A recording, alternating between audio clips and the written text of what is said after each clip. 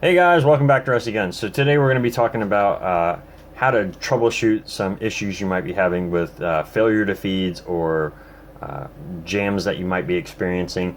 And this kind of process was going to work pretty much for every kind of firearm. I'm going to show you with a pistol and then with an AR bolt. But first, with your typical semi-auto pistol, basically your bolt and everything is and your extractor is all on the slide. Like here on this Glock, the extractor is right here. So basically, this is the whole kind of bolt assembly and everything.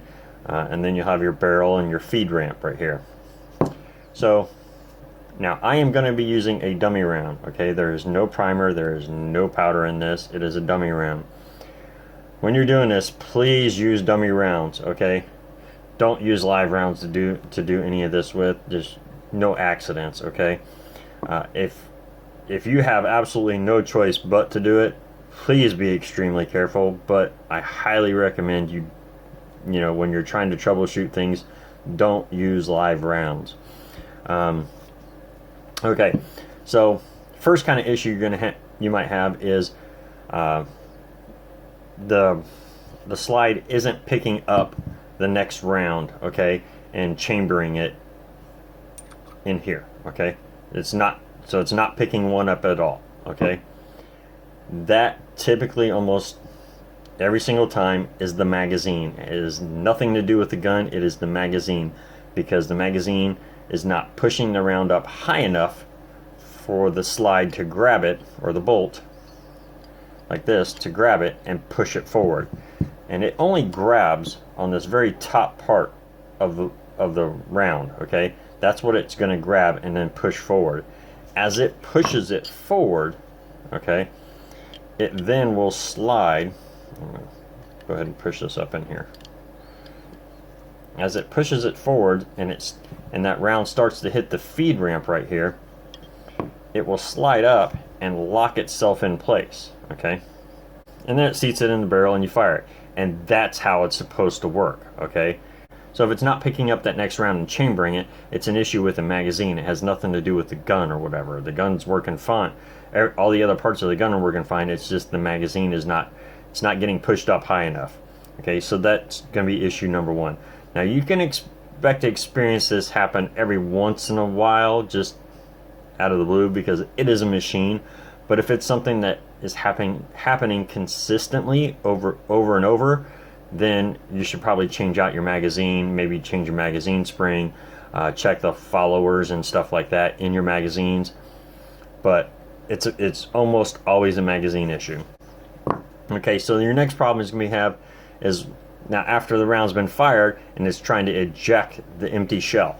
Okay, now typically what would happen is, so it's like this, and it's gotten pulled out, that empty casing has gotten pulled out, and it's supposed to flip out of the gun because of momentum and the extractor being pulled away. And that is what's supposed to cause the empty casing to come out, okay? If the casing is staying stuck in here and it's not getting pulled out enough, could be a couple of issues. It could be that the extractor just didn't have a really good grip around the edge of it. It could be because that part of the extractor, let's see if I can show you here. See that little grip? See that little hook end right there? Okay. So it didn't have a really good grip, or it's worn down and it's causing it to lose its grip, okay, as it's getting pulled backward. So that could be typical causes of it not clearing the throat here on the barrel and being pulled away, okay? And that's typically always those issues with an extractor or whatever. So the next issue would be, maybe it is pulling it out, but you're experiencing stovepipes, which is the round or the casing being caught in between the slide and the barrel, okay? So I'll put my barrel back in here. And so it's getting caught in between here like this, okay? It's getting caught like that. No, the bullet's not in there, it's just empty casing, but it's getting caught like that, or maybe it's getting caught like this, like an actual really choo-choo stovepipe, okay? For whatever reason. That can be a couple reasons. One, it could be a powder charge, okay? The rounds you're using, especially if they're reloads, maybe it doesn't have enough powder in it to cause enough force to get this slide back and clear that empty casing before the slide comes forward again and it's getting caught, okay? It might be because the same issue with the extractor. It doesn't have a really good grip on the edge of the casing, and so it's not being able to pull it and flick it out far enough to get it away so it's getting caught like that. It could be the extractor spring, you know, it can be all of those things. So those would be extractor issues. Again, you're going to first make sure that, you know, you are getting enough charge from the round, that it's cycling back like it should, and then after that you're gonna go straight to the extractor on this, okay? And that's how you're gonna figure out what your problem is. All right, so that's all for a pistol pretty much. You know, it's just a few key things to look for. The number one thing is, of course, you know, always make sure you check that extractor, make sure it's not getting worn down. If you feel like it's getting worn down, you know, try a new extractor. You want to try to run down other problems first, so make sure it's not the ammo, make sure it's not the magazine, you know, all of those things. You can also make sure it's not your feed ramp, okay? Sometimes a burst can build up or something on your feed ramp.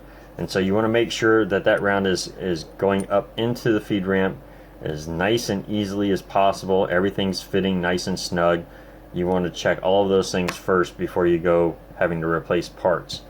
But okay, let's move on to the AR-15 bolt. Okay, moving on to something else that's a little bit easier to see as far as on an AR-15.